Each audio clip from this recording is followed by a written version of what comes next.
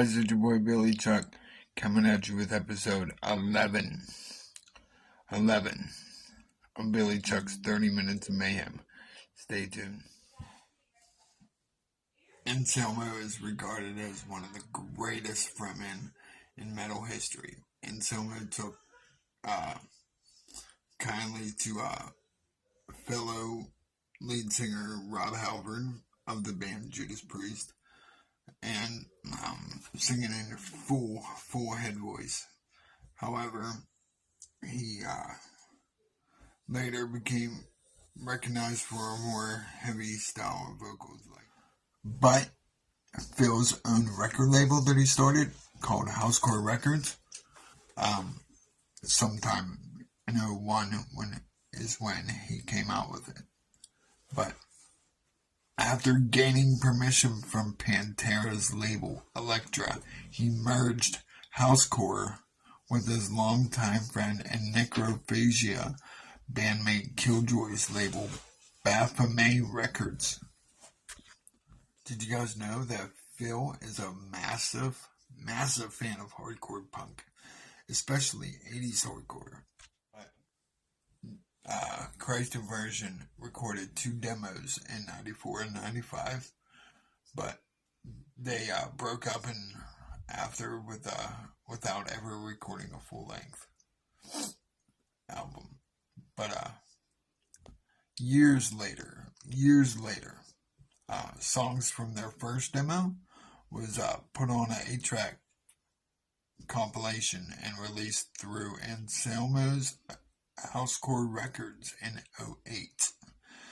And the second demo was planned to see a re-release.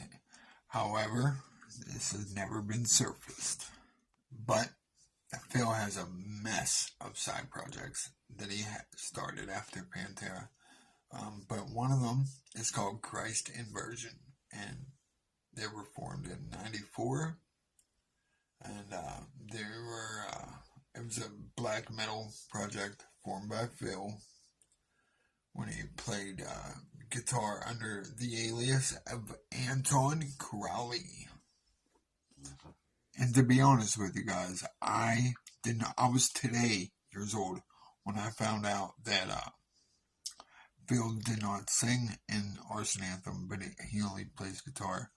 And I was also today years old when I found out that Hank 3 is actually the drummer of Arson Anthem. But Arson Anthem consists of, Arson Anthem's lineup is Mike Williams on vocals, and Phil actually plays guitar in that band, Hank the Third on drums, and Colin Yeo on bass. But Down released three studio albums.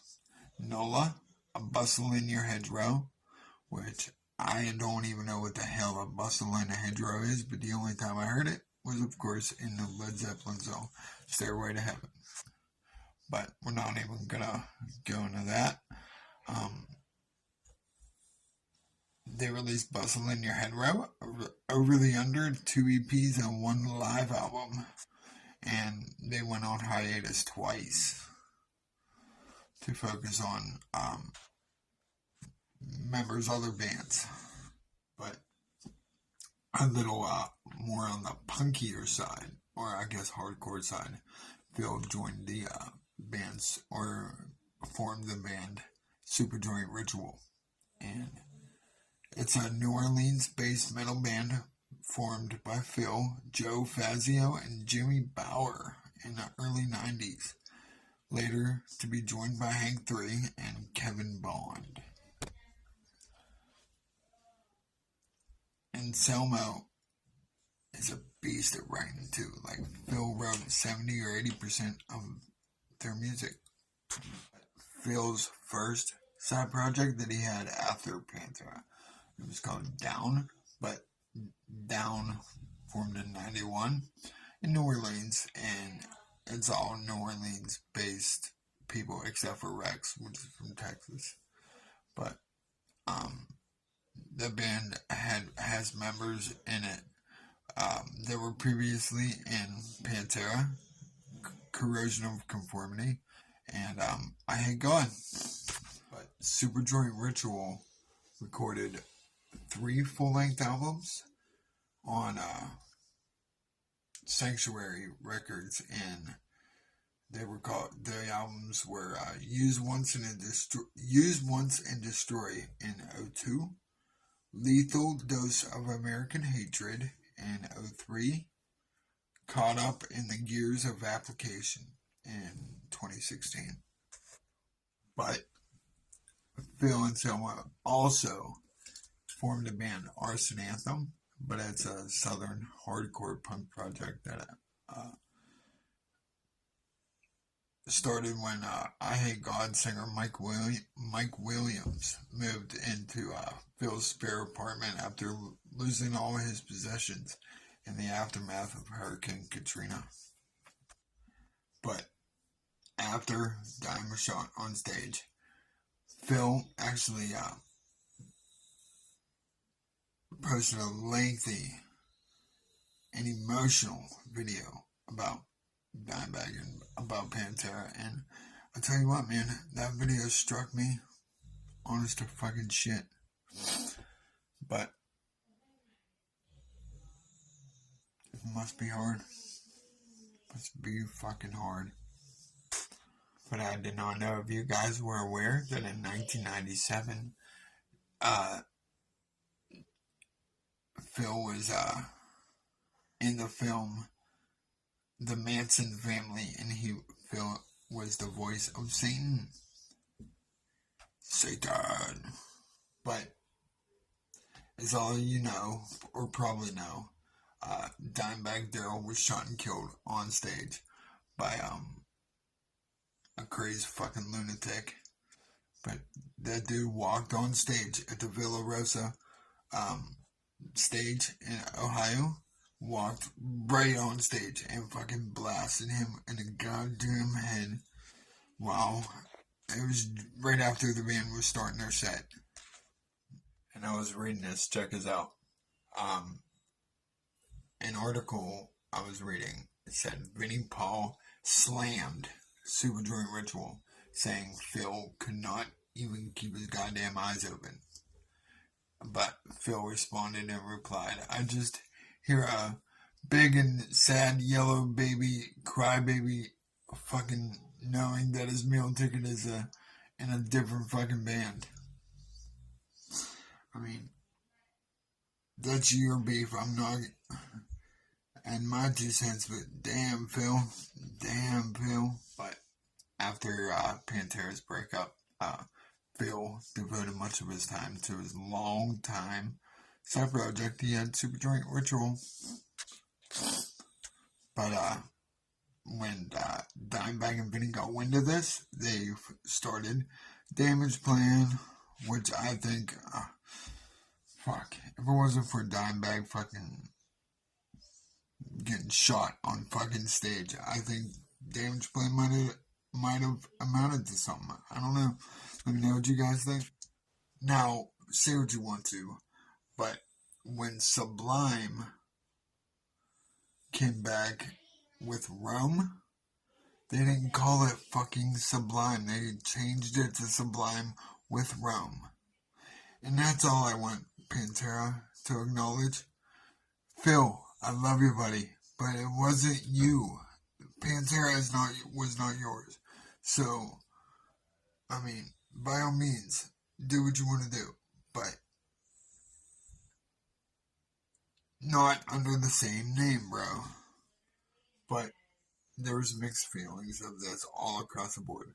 But in July of 2022, it was announced that Phil would be joining Rex and Zakk Wylde and Charlie Benante as fill-ins for Dimebag and Vinny, and for Pantera's first world tour in 22 years. But Pantera released their first and only live album. It was called Official Live 101 Proof. But that album contained 2 new tracks, and that was I Can't Hide and Where You Come From. But in 2000, Pantera came out with the last album that they ever had, and that was called Reinventing the Steel. But in '96, Pantera released their 8th studio album, The Great Southern Trendkill. But the band was already had problems within itself, and Phil actually recorded the vocals separate. He recorded them in Louisiana, while the rest of the band recorded them in their studio in Texas. I didn't know if you guys knew that. And I was reading an article about this. I did not know if you guys were aware of this, but did you guys know that Phil was charged with an assault following a little situation with a security guard when fans were prevented from getting on stage? He was released on $5,000 bail the next day, but trial was delayed 3 times. In May of '95, he apologized in court, pleaded guilty to attempted assault, and was ordered to undergo 100 hours of community service.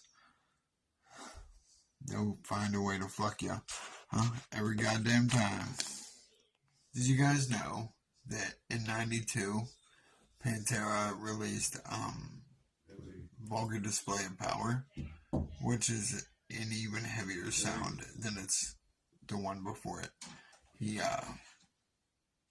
Pantera released, then after that, they released Far Beyond Driven, which actually debuted at #1 in the United States. Did you guys know that in '81, Anselmo co-formed his first band called Sam Hain, which Glenn Danzig has a band by the same name. Not the same band at all. They were a local band, just some kids getting together from around the area. But Phil sang and he played guitar. Did you know that before Phil joined Pantera, he was in a band called Razor White? But did you know Razor White's name before they were called Razor White? They were called Rapid Phase. But I'm not sure if you guys knew, but Pantera actually released four albums on Metal Magic Records. But it didn't gain much attention because the band was not signed with a major record label at the time.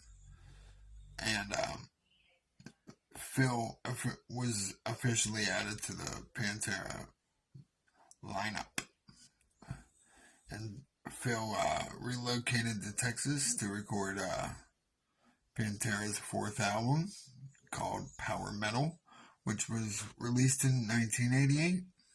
But my favorite side project that Phil has is his brand new one, and it's called Phil Anselmo and the Illegals. But he wrote and recorded a solo album, Walk Through Exits Only, with the Illegals. But it was released on July 16th, 2013. The second album, Choosing Mental Illness as a Virtue, was announced originally due in December, but it was postponed to January 26th. For whatever reason, I'm sure it fucking something stupid with the record companies. I fucking hate them. Big business fucks.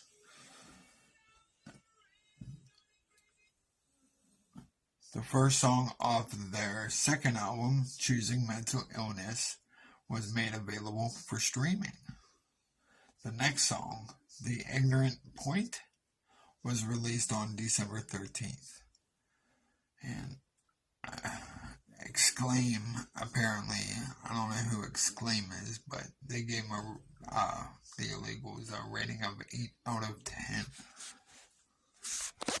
But the Illegals consist of Phil on vocals, Steven Steven Taylor on rhythm guitar, Joey Gonzalez on the drums, and Mike DeLeon on lead guitar, and Derek Engman on bass. Now, Derek Engman might sound familiar as he is previously a member of the band Cattle Decapitation. And as always, guys, if you like what you've seen, like what you heard, and if you like spending time with your boy Billy Chuck, hit that like button, hit that subscribe button. Let me know what you think. Leave me some comments.